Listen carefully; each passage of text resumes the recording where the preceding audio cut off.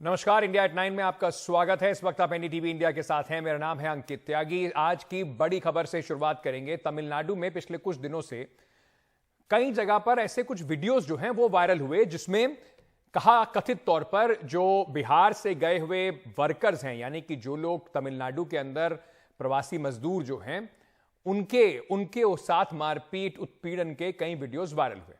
इसमें से कई वीडियो बिहार के कुछ न्यूज़ पोर्टल्स ने, साथ ही साथ कुछ जर्नलिस्ट ने और कुछ लोगों ने वायरल किए। भारतीय जनता पार्टी के भी बिहार के ट्विटर हैंडल ने ऐसे कुछ वीडियोस को आगे बढ़ाया। अब सवाल यह उठा कि ये घटनाएं अगर हो रही हैं तो कितनी चिंता की बात है। इस पर राजनीति खूब दबा के हुई। बीजेपी ने नीतीश कुमार को घेरने की पूरी जबरदस्त कोशिश की। बार बार कहा तेजस्वी यादव वहां पर स्टालिन का जन्मदिन मनाने तो पहुंच गए, पर वहां पर बिहारियों के साथ जो अत्याचार हो रहा है उस पर उन्होंने कोई बात नहीं कही। इस पर जबरदस्त व्यापक तौर पर आनन फानन में कई जो माइग्रेंट वर्कर्स थे, प्रवासी मजदूर थे, उनमें भय का, डर का माहौल बन गया। उससे निपटने के लिए एक के बाद एक तमिलनाडु की सरकार ने कई सारे वीडियोस जो हैं उनको फेक वीडियो के नाम से टैग किया और कहा कि ये वीडियो वहां कर नहीं है। और मुख्यमंत्री स्टालिन ने नीतीश कुमार से बात करके उन्हें पूरी जो वहां पर बिहारी मजदूर हैं उनकी सुरक्षा का आश्वासन दिया। गवर्नर भी इसमें आ गए। उसके बाद तमिलनाडु की पुलिस ने भी जबरदस्त एक्शन लिया और फेक न्यूज के मामले में भारतीय जनता पार्टी के एक उत्तर प्रदेश के स्पोक्स पर्सन जो आदी हैं इस तरह की बातें फैलाने के लिए, उसके अलावा उन्होंने एक न्यूज़पेपर है उसके एक एडिटर को और साथ ही साथ कुछ जर्नलिस्ट और कुछ और लोगों को उनके खिलाफ मुकदमा भी दर्ज किया। लेकिन क्यों ऐसी हालत बनी और क्या राजनीति को लेकर अपने अपने राजनीतिक दांवपेच में देश के खिलाफ नहीं है इस तरह की अफवाह को फैलाना, यह एक बड़ा सवाल है। फटाफट आपको बता देता हूं कि यह पूरा मामला है क्या। तमिलनाडु में मारपीट की जो अफवाह है, फरवरी के दूसरे हफ्ते में दुकान पर तमिल और प्रवासी जो मजदूर हैं उनके बीच में कुछ झड़प होती है, थोड़ी मारपीट होती है। उसी दिन पुलिस जो है वो मामला दर्ज करके कार्रवाई करती है। तकरीबन 2 हफ्तों के बाद अचानक सोशल मीडिया पर कई फर्जी वीडियोस सामने आते हैं जो वायरल हो जाते हैं। बिल्कुल फर्जी वीडियोस में अक्सर वीडियोस में दिखाया जा रहा है कि मजदूरों के ऊपर किस तरीके से हमला हो रहा है और ऐसा दावा किया जा रहा है कि प्रवासी मजदूरों की पिटाई की जा रही है। तमिलनाडु के डीजीपी ने इन सभी वीडियोस को फर्जी करार दिया। तमिलनाडु सरकार ने इसको लेकर कार्रवाई भी शुरू कर दी है। अफवाह फैलाने वालों पर कार्रवाई करने का एक पूरा जो है उसके लिए एसआईटी का गठन किया गया, क्योंकि आप ये समझिए तमिलनाडु एक इंडस्ट्रियल स्टेट है और वहां पर बहुत सारे लोग बाहर से, उत्तर प्रदेश से, बिहार से, अलग अलग राज्यों से जाके काम करते हैं। तो वहां की इंडस्ट्री पर इसका जबरदस्त असर देखने को मिला। लोग काम छोड़ छोड़ के घर जाने की बात करने लगे। अब तक 4 लोगों के खिलाफ केस जो है वो दर्ज कर लिए गए हैं। तमिलनाडु के मुख्यमंत्री ने बिहार के मुख्यमंत्री से फोन पर बात भी की और तमिलनाडु के मुख्यमंत्री स्टालिन साहब ने नीतीश कुमार को बताया कि सभी बिहारी मजदूरों की सुरक्षा की गारंटी है हमारी, हम आपको भरोसा दिलाते हैं। वहीं बिहार सरकार ने जांच के लिए तमिलनाडु में एक टीम भी भेजी है। अब थोड़ा सा और बताएं आपको कि तमिलनाडु में बिहार के अधिकारियों की जो टीम है उसने क्या क्या बात करी। उसने वो जब पहुंची वहां पर, तो यहां पर तमिलनाडु के जो मजदूर हैं, जो प्रवासी मजदूर है, जहां जहां वो रहते हैं वहां पर अधिकारी गए और उनसे मुलाकात की। मजदूरों को भरोसा दिलाया गया कि वो सभी सुरक्षित हैं। अधिकारियों ने यह भी बताया कि जो वीडियो वायरल है वो फर्जी वीडियो है। 2 कपड़ों की फैक्ट्री में भी अधिकारी जो हैं वो गए। वहां पर जाके उन्होंने प्रशासन से और लोगों से मुलाकात की। हिंदी में बाकायदा पोस्टर लगवाकर लोगों को इस बात को बताया गया, प्रवासी मजदूरों को, कि आप सुरक्षित हैं। शनिवार को चेन्नई में अधिकारियों ने, जो तमिलनाडु के अधिकारी हैं, उनसे भी बातचीत की। पूरे मामले पर क्या है मुख्यमंत्री तमिलनाडु का कहना? उन्होंने कहा कि बिहार के जो मजदूर हैं वो हमारे राज्य की विकास में बहुत मदद करते हैं, प्रयास करते हैं, वो हमारे अपने हैं। अफवाह फैलाने वालों के खिलाफ देश की अखंडता को नुकसान पहुंचाने का वो काम कर रहे हैं, उन पर कठोर कार्रवाई की जाएगी। इसी पर जो बिहार में, जो तमिलनाडु में बीजेपी के चीफ हैं अन्नामलाई, उनके खिलाफ भी रिपोर्ट दर्ज करी गई है। बीजेपी के एक स्पोक्सपर्सन है उत्तर प्रदेश में, उनके खिलाफ भी रिपोर्ट दर्ज करी गई है। बिहार के कुछ जर्नलिस्ट हैं, उनके खिलाफ भी रिपोर्ट दर्ज करी गई है। अभी तक उनके खिलाफ कार्रवाई की बात कर रही है तमिलनाडु की सरकार। आलोक वत्स साहब जुड़ रहे हैं हमारे साथ, नेता है भारतीय जनता पार्टी के। हमारे साथ नवल किशोर जी जुड़ रहे हैं, प्रवक्ता हैं आरजेडी के। सबसे पहले मैं आलोक जी आपसे पूछना चाहता हूं, ये बिहार की राजनीति को लेकर तमिलनाडु क्यों पहुंच गई है भारतीय जनता पार्टी? देखिए अंकित जी, ये एक संवेदनशील मामला है। चाहे किसी ने इसको र्यूमर मॉन्गरिंग किया हो, एक मजदूर, उसका क्या प्रोटेक्शन है? मैं नोएडा में रहता हूं, कम से कम 10 से 12 आदमी पिछले 2 दिन में आ गए हैं मेरी फैक्ट्री में, जो तिरपुर से भाग के आए हैं। उनके और रिश्तेदार यहां मेरे पास काम कर रहे थे। तो एक पैनिक तो क्रिएट हो गया है। अब इसकी सच्चाई कहां है, कौन कर रहा है? फर्जी वीडियो है। अच्छा, भूतकाल में भी हमारे लोगों के साथ बंबई में, कर्नाटका में पिटाई हुई, बेरहमी से पिटाई हुई। तो भाई एक मजदूर तो डरा हुआ वर्ग है। सर, पर भारतीय जनता पार्टी ने तो जो महाराष्ट्र में जिन लोगों ने पिटाई की, पहले शिवसेना के साथ मिलकर सरकार चलाई, अभी भी शिवसेना के उन लोगों के साथ सरकार चला रहे हैं। एमएनएस के राज ठाकरे आपके बहुत करीबी हैं बीजेपी के।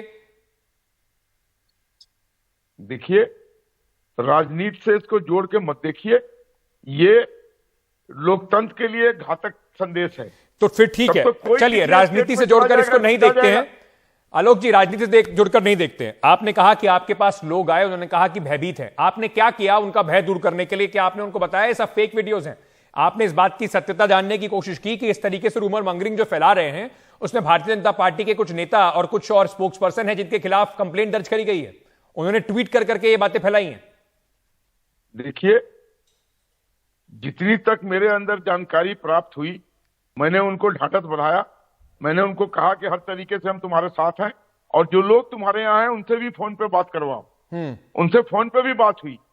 मैंने कहा कि अगर वहां कुछ बिहार सरकार के लोग गए हैं, उन लोगों से मिलो, क्या कुछ इस ढंग का है? तो उन्होंने कहा नहीं, हमारे साथ तो कुछ नहीं हुआ है अभी, लेकिन सुनने में आ रहा है कि इस तरीके का होगा और हम लोग पर अटैक होगा। ये एक कमजोर वर्ग है, छोटी सी बात से डर जाता है। बिल्कुल सही बात है सर, मैं आपकी बात से 100% सहमत हूं। पर इस वर्ग को समर्थन देने के लिए, इस वर्ग को ये आश्वासन देने के लिए, ये काम भी तो राजनेता करेंगे, या राजनेता बीजेपी के जो स्पोक्सपर्सन है उत्तर प्रदेश के, उनकी तरह ट्वीट करके आग में घी डालने का काम करेंगे? अगर कोई आग में घी डालने का काम करता है तो वो देशद्रोही है। आलोक जी, आपकी बात बहुत बढ़िया लगी मुझे। आपने बिल्कुल स्पष्ट ये बात कही, और मैं उम्मीद करता हूं भारतीय जनता पार्टी में बैठे जो और नेता हैं वो भी इस बात को समझें। नवल किशोर जी, आपकी पार्टी पर बड़ा तंज कसा जा रहा था, कह रहे थे कि यार वो बर्थडे का केक खाने चले गए तेजस्वी यादव, वहां पर इस तरह की बात हुई, कुछ करा नहीं। तो आपको लगता है ये बिहार की राजनीति का पटाक्षेप जो है, अगला जो युद्ध भूमि है उसे तमिलनाडु बना दिया गया? देखिए, स्टालिन साहब का जो जन्मदिन था जिसमें माननीय उप मुख्यमंत्री गए थे, ये एक अलग घटना है। दोनों को जोड़कर कैसे देखेंगे हम? अगर कोई इनवाइट करेगा, किसी भी राज्य का मुख्यमंत्री हो, अब वो चाहे तमिलनाडु का हो या केरला का हो या महाराष्ट्र का हो, तो ये जाहिर है कि अगर जिनको इनवाइट करेंगे वो जाएंगे और उसमें शरीक होंगे खुशी के अवसर पे। ये एक अलग चीज है। जहां तक मजदूरों का सवाल है, मेरे भाजपा के भाई कहे कि मजदूर जो है वो कमजोर नहीं है। मजदूर तो हर राज्य के आर्थिक विकास में मजबूती से जोड़कर और अपनी भूमिका निभा रहा है। इसलिए मजदूर को मजबूर कहना या कमजोर कहना ये जायज नहीं है, नंबर 1। नंबर 2, देखिए जो अफवाह फैली वो कहां से फैली और कैसे फैली, उसके निर्माता कौन है और वहां तक पुलिस पहुंची कि नहीं, यह भी देखने लायक है। जब तमिलनाडु पहले मैंने फर्स्ट दृष्टया या प्रथम दृष्टया जब देखा गया कि जब तमिलनाडु पुलिस के हेड डीजीपी ने स्टेटमेंट जारी किया कि यह अफवाह है, तो कहीं ना कहीं वो रोकने का और लोगों को यह संदेश देने का प्रयास कर रहे थे कि अफवाह है, इसे नवल किशोर जी, उसमें से कुछ लोग पटना में बैठे हुए हैं जिन्होंने वो वीडियोस ट्वीट करे, जिनको आगे बढ़ाया, उसमें कुछ जर्नलिस्ट भी हैं, उसमें कुछ नेता भी हैं। बीजेपी का बिहार का जो हैंडल है उसने भी इस तरह के ट्वीट करे, तो उनके खिलाफ बिहार की कुछ सरकार भी कार्रवाई करेगी, या सब आपने तमिलनाडु पे छोड़ दिया है कि वही कार्रवाई कर लें? नहीं, देखिए वही कारण है कि पहले तमिलनाडु की सरकार ने उसको कार्रवाई किया और बिहार की जो टीम गई है वो पूरे चीजों को और मामलों को देखकर कार्रवाई तो करेगी। ऐसा तो है नहीं कि कार्रवाई नहीं करेगी। और सर, ये तो सुओ मोटो आपकी पुलिस भी जो है वहां पर कर सकती है एफआईआर दर्ज। जब आपको पता चल गया कि इसका एक कनेक्शन है, आपके राज्य के लोगों में इतनी पैनिक फैला दी गई, उन्हें इतना डर का माहौल में उन्हें जीना पड़ रहा है, तो क्या सरकार को भी बिहार की अच्छी बात है, आपने वहां पर लोग भेजे, अधिकारी भेजे, पर प्रोएक्टिवली कुछ आपको कानूनी कार्रवाई नहीं लगता है कि करनी चाहिए? जो बीजेपी में जिसने ट्विटर पे ट्वीट डाला है या कोई जर्नलिस्ट ने अगर गलत खबर डाली है तो उनसे बुला के पूछे तो कि ये क्यों किया गया? देखिए, बिल्कुल उसी प्रक्रिया में बिहार सरकार और उसी तरफ आगे कदम बढ़ा रही है। इसमें आपको और हमको सोचने की जरूरत नहीं है। बिहार सरकार ने त्वरित तौर पे एक टीम बनाकर तमिलनाडु भेजने का उद्देश्य यही था कि पूरे मामले की जांच करके, छानबीन करके, और जो दोषी हैं उन पे कार्रवाई होगी। कार्रवाई का प्रक्रिया दोनों, चूंकि ये मामला दोनों राज्यों से जुड़ा हुआ है, तो दोनों राज्य की पुलिस अपने अपने तरीके से करेगी, कोऑर्डिनेट करेगी। ठीक है, और उसी प्रक्रिया ठीक है। आलोक वत्स साहब, इसलिए आपको लगता नहीं कि राजनीति जो है वो अपनी जगह है, लोगों की जान से खिलवाड़ करना, उनके व्यवसाय से खिलवाड़ करना, ये एक बहुत घिनौना कृत्य है? आपको लगता है भारतीय जनता पार्टी को खुद एग्जाम्पल सेट करना चाहिए उन नेताओं को बाहर निकाल के पार्टी से जिन्होंने इस तरह की अफवाहों को हवा दी? देखिए अंकित जी, अगर किसी व्यक्ति ने, चाहे वो किसी दल का हो, उसने इस तरीके की कोई बात की है जिससे समाज में इस तरीके की दहशत फैलने का काम किया है, he should be taken to task immediately, चाहे वो किसी दल का हो, क्योंकि ऐसा कोई काम करना राष्ट्र हित में नहीं है। अब सोचिए, बिहार में वैसे ही कुछ नहीं है, वहां के लोगों को बाहर की जगह जाके अपनी रोजी रोटी पेट पालना पड़ता है, उनके साथ इस तरीके का वारदात हो और एक होड़ लग जाएगी। अगर कुछ लोगों ने भागना चालू किया, चाहे फर्जी बात पर भागना चालू किया, सारे लोग उसके पीछे पीछे भागना चालू कर देंगे जी, जैसा कि कोरोना में। जवाब ले लेते हैं नवल किशोर से। बिल्कुल, कोरोना में जो हमने दृश्य देखे, हजारों किलोमीटर पैदल चल के लोग कहां से बेचारे प्रवासी मजदूर घर कैसे वापस पहुंचे। नवल किशोर जी, बात तो ये सत्य है कि एक बात बिल्कुल ठीक बात है, कहीं ना कहीं ये बिहार सरकार की और नीतीश कुमार जी की कमी भी उजागर करता है। इतने सालों में आप बिहार को इतने रोजगार के साधन नहीं दे पाए, अभी भी लोगों को वहां से बाहर निकल के बाहर जाना पड़ता है, तो असुरक्षा की भावना उनमें आती है, अपने राज्य में कुछ मिल नहीं रहा, बाहर जाके बेचारे मजबूरी कर रहे हैं। देखिए, एक बात तो ये तय है कि मजदूर के रूप में या उद्यमी के रूप में या किसी भी तरह से इस देश में किसी को कहीं जाने से कोई वर्जित नहीं कर सकता है। आप अच्छे मौका के तलाश में कहीं भी जा सकते हैं, नंबर एक। दूसरी जो सबसे महत्वपूर्ण है, भाजपा के मेरे साथी जो बोल रहे हैं, इनको जवाब ये देना चाहिए कि 2005 के बाद जब इन्होंने कहा कि बिहार को विकसित मार्ग पे ले जाएंगे, विकसित बिहार की कल्पना करेंगे, 13 साल तक रहे और निवेश का जो स्थिति था वो शून्य था। इनसे ये भी सवाल पूछे जाना चाहिए कि 2020 में जब चुनाव में ये गए तो इन्होंने कहा कि 19 लाख रोजगार देंगे और सृजन करेंगे उसका। उन्होंने 19 रोजगार भी 19 महीने में नहीं दे पाए और फाइनली सरकार से दूर भगा पे। नवल किशोर जी, जो महत्वपूर्ण, सुन लीजिए, कंप्लीट सुन लिया मैंने आपकी बात। ये जो आप कह रहे हैं कि बीजेपी के प्रवक्ता को जवाब देना चाहिए, बिल्कुल देना चाहिए, पर इतना दूर जाने की आवश्यकता क्या है? तेजस्वी जी से कह दीजिए, मुख्यमंत्री जी से पूछ लेंगे, वो भी तो मुख्यमंत्री इन्हीं के साथ रहे थे, तो नाकामी तो उनकी भी है। अरे अंकित जी, सुन लीजिए, इसीलिए आप सुन लेते तो ये पूछते भी नहीं। हाँ। नीतीश कुमार ने लगातार भाजपा से यह कहते रहा कि बिहार को विशेष राज्य का दर्जा दें, विशेष को स्पेशल पैकेज दें। साथ में रहते हुए भाजपा ने नीतीश कुमार के साथ धोखा किया और यही कारण है कि फाइनली वो भाजपा को छोड़कर हमारे साथ आए। और आज वो तो 2 बार कर चुके सर, उनको पहली बार में समझ नहीं आया था 2015 में कि ऐसा हो गया है, उसके बाद वो फिर चले गए वापस और फिर आ गए वापस। अंकित जी, अगर इसका भी जवाब ले लीजिए। नीतीश कुमार ने खुद कहा कि 2017 में जो वापस गए भाजपा के साथ, तो भाजपा के साथ जाना उनका एक भूल था। वो ऑन रिकॉर्ड कहें, आप पता कर लीजिएगा, देख लीजिएगा। सर यही बिल्कुल सही कह रहे हैं। मैं यही बात अगर करना चाह रहा था कि नेता भूल करें और फिर कहें कि देखिए अब कुछ नया हो जाएगा। आपने जो बात कही कि मजदूर जो हैं कोई भी देश के अंदर किसी भी व्यक्ति को अधिकार है कि वो अच्छी अपॉर्चुनिटी के लिए कहीं पर भी जाए, बहुत अच्छी बात है, लेकिन पर्टिकुलरली एक राज्य से लोग सिर्फ इसलिए निकलते रहें, बड़ी तादाद में निकलते रहें कि उनके लिए, चाहे वो लालू जी का राज हो, चाहे नीतीश जी का राज हो, इतने सालों में अभी तक कोई संसाधन नहीं सरकार जुटा पाई, तो कहीं ना कहीं तो सरकार अपनी कमी भी मानेगी या नहीं मानेगी? देखिए अंकित जी, आपने बहुत आसानी से और बहुत अच्छे तरीके से भाजपा को उसमें से निकाल दिया। अच्छा। 2005 से लेकर 2020-22 तक भाजपा भी वहां पे थी। आपने कहा कि लालू जी का राज है, नीतीश जी का राज है, क्या भाजपा केवल सत्ता का मलाई खा रही थी? ठीक है, नंबर 1। नंबर 2, सुन लीजिए, अरे कंप्लीट करना। अंकित जी, अगर इतनी हड़बड़ी में है तो क्यों डिबेट कराते हैं? सुन लीजिए, मैं जो कह रहा हूं सिर्फ आप सुन लीजिए, उसके बाद आपको जो काटना होगा काट दीजिएगा। वहां प्रधानमंत्री बिहार में जाकर 2-2 बार ऐसी बातें कहे कि 1,25,000 करोड़ हम देंगे। वो कहां गया 1,25,000? अगर दिए होते तो बिहार विकसित क्या होता? ठीक है, तो छोटी सी बात नवल किशोर जी, पटना अब आप सुनिए मेरी बात। आपने अपनी बात कह ली। पहली बात, जब मैं आपसे सवाल पूछूंगा तो आपसे ही सवाल पूछूंगा, और लालू प्रसाद यादव और नीतीश कुमार और तेजस्वी यादव से पूछूंगा, उनके बारे में पूछूंगा। बीजेपी सवाल पूछने के लिए मैं बीजेपी का स्पोक्स पर्सन है, तो मुझे तो कम से कम ये ना बताएं कि किसको मैंने निकाल दिया, किसको यहां पर रख दिया। लाइव कार्यक्रम है, जो आप बोलेंगे, जो मैं बोलूंगा, सीधे लाइव जाएगा। काटने का मैं शौक नहीं है, गलत चैनल सोच के ना आए आप। दूसरी बात, अब आप मुझे ये बताइए, इतना गुस्सा में क्यों आते हैं? सर मैं तो सिर्फ आपसे सवाल पूछता हूं, मैं तो सवाल पूछता हूं देश के लोगों के लिए, बिहार के इन प्रवासी मजदूरों के लिए, जैसे बीजेपी से सवाल पूछा था कि उनके नेताओं को बाहर कर देना चाहिए जिन्होंने रूमर मंगरिंग करी, वैसे आपसे भी सवाल पूछता हूं, उनके हक के सवाल पूछता हूं, और फिर पूछ रहा हूं, आपको नहीं लगता कि जो सरकारें यहीं रही हैं बिहार में, चाहे बीजेपी नीतीश जी की जुगलबंदी हो, चाहे आरजेडी नीतीश जी की जुगलबंदी हो, चाहे लालू जी की जुगलबंदी हो, इतने सालों में उन्होंने बिहार के प्रवासी मजदूरों को इतना भी नहीं दिया कि वो घर पे रुककर इज्जत की नौकरी कर लें? नहीं, देखिए, ये बात जो आप कह रहे हैं ना, इसका अलग एक संदर्भ है। पूरे देश में क्या बिहार का ही मजदूर है जो बिहार से बाहर जाता है? केरल का मजदूर तो है भारत से बाहर जाता है। इस देश के अच्छे पढ़े लिखे नागरिक देश से बाहर जाते हैं। राज्य से बाहर जाना, देश से बाहर जाना, मैं भी बिहार का हूं और दिल्ली विश्वविद्यालय में नौकरी करता हूं। क्या आप कहेंगे कि बिहार से भाग कर आया हूं मैं?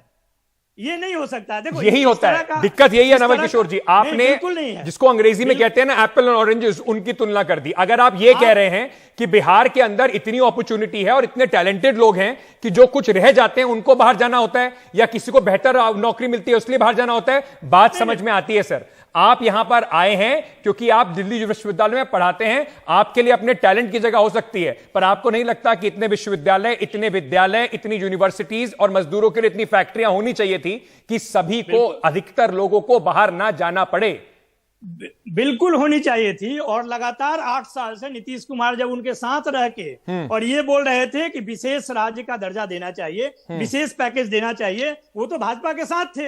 और भाजपा कहती भी थी कि ये डबल इंजन की सरकार है, तो आखिर एक इंजन क्या कर रही थी? उसके हाथ में पूरे देश की इकोनॉमी थी। वो चाहती तो बिहार, क्योंकि बिहार को वो विकसित कर सकती थी, उसके बाद सारे साधन थे, सरकार में थे, राज्य में भी सरकार थे। मैं सिर्फ ये पूछना चाहता हूं आपके माध्यम से कि अगर भाजपा बिहार के विकास के लिए थोड़ी सी भी सिंसियरिटी होती, तो जो मैन्युफैक्चरिंग है, जो निवेश है, तो आलोक जी, बढ़ाया होता। सारा जो फोकस है राज्य में वो ऑपोजिशन पार्टियों को तोड़ के अपने में सम्मिलित कराने का, सरकार बनाने तक ही खत्म हो जाती है क्या ताकत सारी? देखिए अंकित जी, जो आरजेडी के प्रवक्ता हैं, मैं इनका दाद देता हूं कि बिहार को गर्त में ले गए और सारा मत्था ठोक रहे हैं कि बीजेपी और जो सेंटर से नहीं मिला पैसा, इसके कारण हो गया। अरे आपको भी मौका मिला ना गर्त से बाहर निकालने का, जनता ने उनको इसीलिए बाहर कर दिया ना। आरजेडी की 15 साल की सरकार को जनता ने उखाड़ के इसलिए बाहर कर दिया क्योंकि उन्हें उम्मीद थी कि आप कुछ कर देंगे। मैं इनसे पूछना चाहता हूं कि जो 15 साल का लालू जी का राज था, उसमें कितनी इंडस्ट्री बैठा दी इन्होंने? अरे मुख्यमंत्री के आवास पर फिरौती की रकम तय होती थी, ठीक है, उड़ाने के लिए। ये क्या बोलेंगे? आलोक जी, सब बात मंजूर, यही बात आपने कही थी, यही चुनाव में भी आप कहने गए। जनता ने आपकी बात मानी और लालू प्रसाद यादव को चुनाव में हटा दिया, यानी कि आपको मौका दिया। तो अपनी बात करके बता दीजिए कि आपने जब इनको हटा के सत्ता में आए तो बिहार में ऐसे कौन सी इतनी इंडस्ट्री खुल गई जो सारे प्रवासी मजदूर, जिनके लिए आप कह रहे हैं कि हमें बड़ा दुख होता है, इनको नौकरियां मिल जाती बिहार के अंदर? देखिए, हमारे साथ मिलकर जब तक ये थे तो बिहार का जो सबसे कोर चीज था, जो बिल्कुल गर्त में था, वो है वहां का इंफ्रास्ट्रक्चर। इंफ्रास्ट्रक्चर में अभूतपूर्व डेवलपमेंट हुआ, चाहे रोड के मामले में हो, पुल के मामले में हो, पुलिया के मामले में हो, बिजली के मामले में, आलोक जी, के मामले में। एक आंकड़ा बता दीजिए कि आपने इतनी इंडस्ट्रीज लाई थी कि लालू प्रसाद यादव के समय से जो प्रवासी मजदूर हैं उनका जाने का जो रेट है वो कम हो गया, तो मैं मान लूंगा कि आप लोगों ने बहुत जबरदस्त काम किया। देखिए, लालू जी के समय से और नीतीश जी का हमारे साथ जिस समय था, उस समय वहां पर कुछ इंडस्ट्री आई। मैं मानता हूं जिस अनुपात में इंडस्ट्री आनी चाहिए वो नहीं आया है, इसके लिए हम भी दोषी हैं, मैं मानता हूं, लेकिन उससे इसको कंपेयर मत करें उससे बहुत बेहतर सिचुएशन था, जो आज फिर गर्त में चला गया। सर वो तो जनता तय करेगी। फिर फिरौती हो रही है। ये सारा फिर काम, लूट ये हो सारा रहा जो काम है ये जनता को तय करने का है। जनता को ये तय करना है, जनता ने जैसे तय करा था 2015 में भी कि इन दोनों को साथ आना चाहिए। आपकी बात उन्होंने नहीं सुनी थी। ये तो जनता को तय करने के लिए छोड़ दीजिए किसकी सत्ता में क्या गर्त में गया। नवल किशोर जी, अंत में मैं पूछना चाहता हूं, क्या बिहार सरकार ने इतने पर्याप्त इंतजाम किए हैं कि जो प्रवासी मजदूर इस समय तमिलनाडु में हैं, क्योंकि ऐसी घटनाएं, ऐसा नहीं है कि कभी हुई नहीं, भाषा को लेकर इस तरह की कुछ घटनाएं पहले हुई हैं, पर क्या अभी सरकार ने इतने इंतजाम किए हैं कि मजदूरों को कम से कम वहां पे भय का माहौल उनके लिए ना हो? बिल्कुल, देखिए इस सरकार तमिलनाडु सरकार के टच में है, प्रशासन के स्तर पे भी, लीडरशिप के स्तर पे भी, और यह पूरी तरह से सुनिश्चित किया जाएगा और संदेश देने का प्रयास भी किया जा रहा है हर माध्यम से कि तमिलनाडु में जो मजदूर हैं उनको भी डरने की जरूरत नहीं है, और अगर किसी भी तरह का कोताही बरता गया तो उसका जो है उपाय और इंतजाम किया जाएगा। दूसरी बात यह है, लास्ट पॉइंट बस, दूसरी बात यह है कि देखिए मजदूर इस देश में कहीं भी जा रहे हैं ना, तो मजदूर मानव संसाधन है। उसको कोई भी राज्य या किसी भी राज्य के लोग ये ना समझे कि वो मजबूरी में यहाँ पड़ा है, जो दिल्ली में हो, चाहे बॉम्बे में हो, या चेन्नई में हो, चाहे देश के किसी भी हिस्से में हो, वो विकास का सबसे महत्वपूर्ण योगदान कर रहा है। सर सैद्धांतिक रूप से मैं आपकी बात से सहमत हूं, वो देश की इकोनॉमी में, देश के विकास में अपना पूरा योगदान दे रहा है, लेकिन ये भी मजबूरी समझिए कि किसी को चंद रुपए के लिए, बहुत ऐसा नहीं है कि मजदूर किसी और राज्य में जाता है तो उसका जीवन बड़ा खुशहाल हो जाता है या वो बहुत अच्छी कंडीशंस में वहां रह रहा है। इतनी मजबूरी में अपने घर से हजारों किलोमीटर दूर रहना पड़े तो कम से कम सरकारों को, राज्य की सरकारों को सोचना होगा कि वो खुद ऐसे क्या संसाधन पैदा कर रहे हैं कि उनके लोगों को उन्हीं के यहां नौकरी मिले। सारे जितने प्रवासी मजदूर हैं उनसे बात करके देख लीजिएगा, कोई आदमी ये नहीं कहेगा कि बड़ी इच्छा से अपना घर गांव छोड़ के जा रहे हैं। बहुत बहुत शुक्रिया आप दोनों का, क्योंकि कुल मिलाकर बात इस बात में आ जाती है, चाहे भारतीय जनता पार्टी हो, उसको ये बात समझनी होगी, जो अपनी राजनीति है, जो इस तरह के लोग हैं, चाहे किसी भी पॉलिटिकल पार्टी में हो, अगर वो देश के किसी भी प्रांत में इस तरह की बातें करते हैं, लोगों को डराते हैं, तो ये देश के खिलाफ है। और इससे बड़ी देश के खिलाफ और आप कोई कदम नहीं उठा सकते कि आपस में लोग एक दूसरे को भय से देखें, संशय से देखें, संदेह से देखें। बहुत बहुत शुक्रिया हमारे दोनों मेहमानों का। छोटा सा एक ब्रेक ले रहे हैं, ब्रेक के बाद वापस आएंगे, खबरों का सिलसिला जारी है।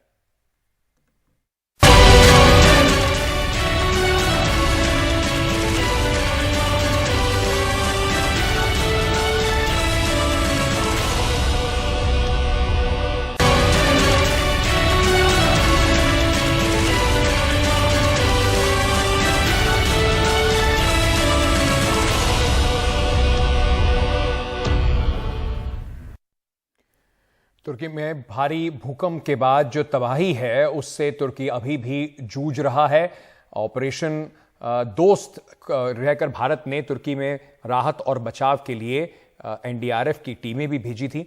आपको याद होगा भारतीय सेना ने एक फील्ड हॉस्पिटल भी बनाकर तुर्की में लोगों की जान बचाई थी। इसके अलावा राहत सामग्री भी भारत की ओर से भेजी गई थी। भारत की ओर से मिली मानवीय मदद का तुर्की के लोगों ने भी शुक्रिया अदा किया है, लेकिन अभी उसी तुर्की ने कश्मीर के मुद्दे पर फिर एक बार पाकिस्तान का साथ दिया।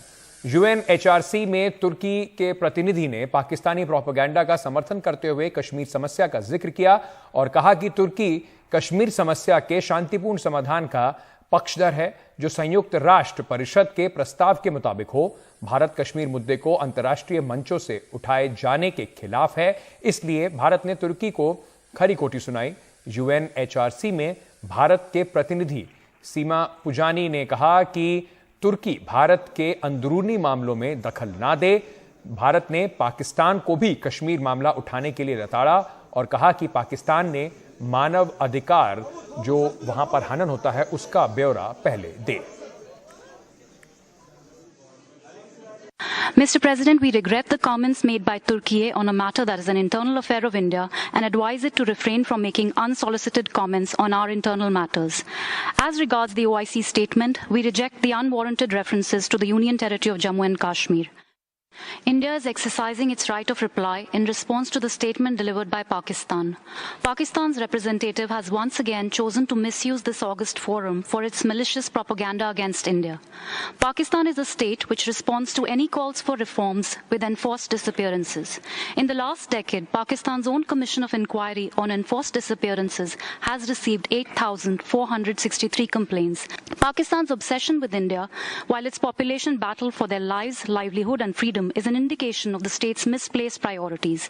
I would advise its leadership and officials to focus their energies on working for the benefit of their own population instead of baseless propaganda. Pakistan के पूर्व प्रधानमंत्री इमरान खान के ऊपर गिरफ्तारी की तलवार एक बार फिर लटक रही है। आज इस्लामाबाद पुलिस लाहौर में उनके घर पर वारंट लेकर पहुंची, लेकिन उनकी पार्टी के कार्यकर्ताओं ने पुलिस का रास्ता रोक लिया। इमरान खान के खिलाफ तोशाखाना मामले में वारंट जारी हुआ है। तोशाखाना में दूसरे देशों से मिले बेशकीमती तोहफे रखे जाते हैं। इमरान खान पर आरोप है कि उन्होंने तोशाखाना से जमा बेशकीमती तोहफों को कम दामों में पर खरीद लिया, बाद में महंगे दामों में उन्हें बेचकर मुनाफा कमाया। एक एक चीज बाहर की दुनिया को पता होता है कि इनके कितने पैसे बाहर पड़े हैं। ये दो खानदान अगर आधा भी अपना पैसा पाकिस्तान में ले आए तो यहां आपको कोई IMF या किसी से कर्जे लेने की जरूरत ना पड़े। अपना पैसा चोरी करके मुल्क से बाहर और लोगों से भीख मांग रहे हैं कि पाकिस्तान को डॉलर दो। अपने पैसे डॉलरों में बाहर रखे हुए हैं। 100 रुपया जब से ये आए हैं 100 रुपया गिरा है डॉलर के मुकाबले में, तो कौम तो 100 रुपए से ज्यादा गरीब हो गई है। पाकिस्तान के पूर्व प्रधानमंत्री इमरान खान पर गिरफ्तारी की तलवार लटक रही है। तोशाखाना मामले में उन पर अभियोग तय होना है, लेकिन इमरान खान कोर्ट में पेश नहीं हो रहे। इस्लामाबाद सेशन कोर्ट ने गैर जमानती वारंट जारी किया है। इस्लामाबाद पुलिस वारंट लेकर लाहौर में जमान पार्क स्थित इमरान खान के घर पहुंची, जहां इमरान खान की पार्टी पाकिस्तान तहरीक इंसाफ के कार्यकर्ताओं ने पुलिस का रास्ता रोका। पुलिस फिलहाल नोटिस देकर वापस चली गई है, लेकिन उसके पास कोर्ट का आदेश है कि इमरान खान को गिरफ्तार कर कोर्ट में पेश करे। क्या है तोशाखाना मामला, आइए ये जानते हैं। तोशाखाना पाकिस्तान की सरकार का वो विभाग है जहां विदेशों से मिले तोहफे और उसके रिकॉर्ड रखे जाते हैं। यहां उनका मूल्य भी आंका जाता है। इमरान खान पर आरोप है कि 2018 में प्रधानमंत्री बनने के बाद विदेशी दौरों में कई बेशकीमती तोहफे उन्हें मिले। इनको तोशाखाना में जमा तो कराया गया, लेकिन बाद में इमरान खान ने कई तोहफों को बहुत ही सस्ती कीमत में खुद खरीद लिया और फिर इनको महंगी कीमत में बेचकर भारी मुनाफा कमाया। इसमें एक महंगी कलाई घड़ी भी शामिल है। इस बाबत पाकिस्तान के चुनाव आयोग से शिकायत की गई और मामला शुरू हुआ। दी गई जानकारी के मुताबिक सरकारी खजाने या तोशाखाना से इमरान खान ने जो तोहफे करीब 2.25 करोड़ रुपए में खरीदे, उससे उनको करीब 6 करोड़ रुपए का मुनाफा हुआ। चुनाव आयोग ने नियम तोड़ने और गलत बयानी का दोषी मानते हुए 2022 अक्टूबर में इमरान खान को नेशनल असेंबली का सदस्य होने के अयोग्य करार दिया। इसी मामले में कोर्ट में सुनवाई चल रही है। इमरान खान पर अभियोग तय होना है, लेकिन कई बार तारीख दिए जाने के बाद भी इमरान खान कोर्ट में पेश नहीं हो रहे। इमरान खान की गिरफ्तारी से पाकिस्तान में भारी उपद्रव की आशंका है, क्योंकि पीटीआई के नेता लगातार अपनी पार्टी के कार्यकर्ताओं को इमरान खान के लाहौर आवास जमान पार्क में इकट्ठा होने को कह रहे हैं और शहबाज शरीफ सरकार को देश भर में प्रदर्शन की चेतावनी दे रहे हैं। गिरफ्तारी की कोशिश के बाद इमरान खान ने अपने घर पर आए कार्यकर्ताओं को संबोधित किया और अपनी राजनीतिक लड़ाई में साथ देने के लिए उनका शुक्रिया कहा।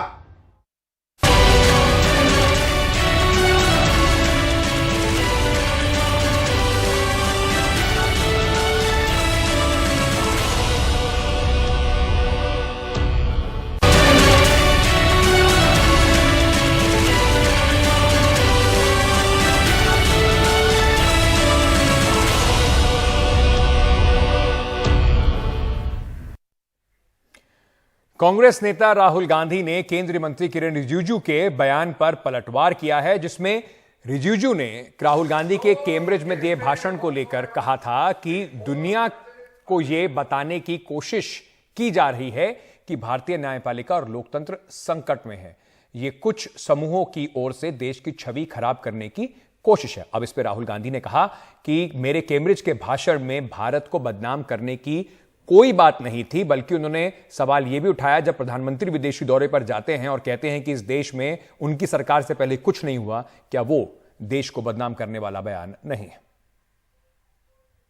There's nothing defaming India in my Cambridge lecture. Last I recall the Prime Minister going abroad and announcing that there's been nothing done in 60 years of independence, 70 years of independence. I remember him saying that, there's a lost decade of 10 years, there's unlimited corruption in India. I remember him saying them abroad. These were not things he said in India, these were things he said abroad. Right?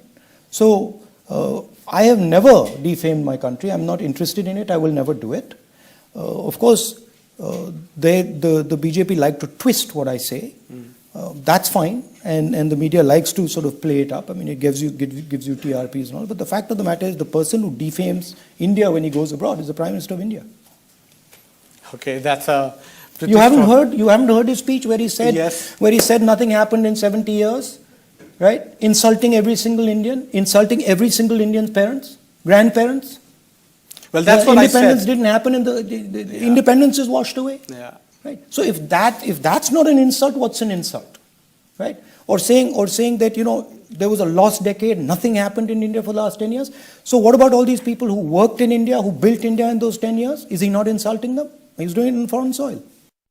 No campaign whatsoever with all alternate motives can succeed in defaming India and its democratic setup. We Indians are inherently democratic. That is why we proudly claim that we are the mother of the democracy in the world.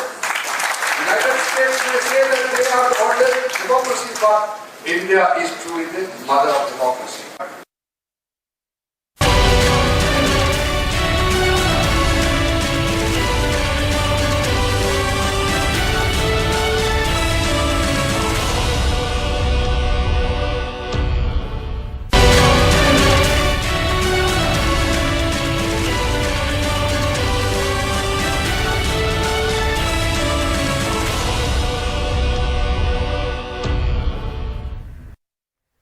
अब बात करते हैं पंजाब सरकार ने Govindwala jail में जो हिंसा हुई थी, गैंग वॉर हुई थी, उसको लेकर जो कार्रवाई की है उसकी 5 जेल अधिकारियों को हिरासत में ले लिया गया है। जेल सुपरिटेंडेंट को भी हिरासत में लिया गया है।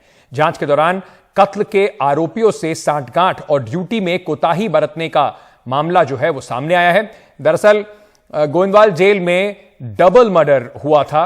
जेल के 2 गैंगस्टर की हत्या कर दी गई थी। हत्या के बाद इसका वीडियो भी बनाया गया।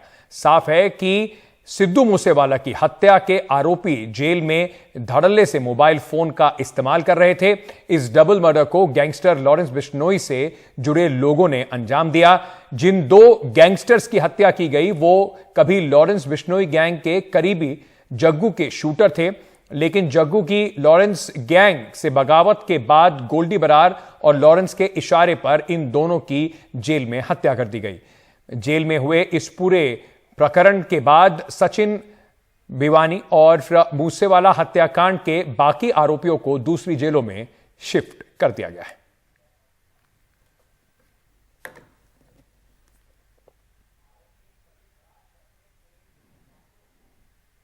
ਜਿਹੜਾ ਆਪਾਂ ਨੂੰ ਪਤਾ ਹੈ ਕਿ 26 ਤਰੀਕ ਨੂੰ ਇੱਕ ਮਰਡਰ ਹੋਏ ਸੀਗੇ 2 ਜੇਲ੍ਹ ਦੇ ਵਿੱਚ, ਜਿਹਦੇ ਵਿੱਚ ਗੈਂਗਸਟਰਸ ਦੀ ਆਪਸ ਦੇ ਵਿੱਚ ਜਿਹੜੀ ਲੜਾਈ ਹੋਈ ਸੀਗੀ, ਜਿਹਦੇ 'ਚ 2 ਬੈਰਕਸ ਦੇ ਜਿਹੜੇ ਗੈਂਗਸਟਰ ਸੀਗੇ ਜਦੋਂ ਉਹਨਾਂ ਨੂੰ ਬਾਹਰ ਕੱਢਿਆ ਤਾਂ ਉੱਥੇ 2 ਗਰੁੱਪਾਂ ਦੀ ਅਲੱਗ-ਅਲੱਗ ਆਪਸ 'ਚ ਲੜਾਈ ਹੋਈ, ਜਿਹਦੇ 'ਚ 2 ਦੀ ਡੈਥ ਹੋ ਗਈ ਔਰ ਇੱਕ ਜਿਹੜਾ ਸੀਗਾ ਉਹ ਸੀਰੀਅਸਲੀ ਇੰਜਰਡ ਹੋਇਆ।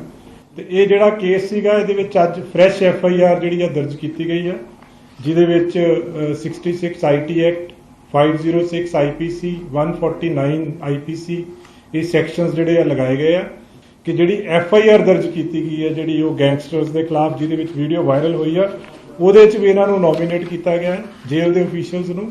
5 ਜਿਹੜੇ ਜੇਲ੍ਹ ਅਫੀਸ਼ੀਅਲਸ ਆ ਹੁਣ ਤੱਕ ਗ੍ਰਿਫਤਾਰ ਹੋ ਚੁੱਕੇ ਆ।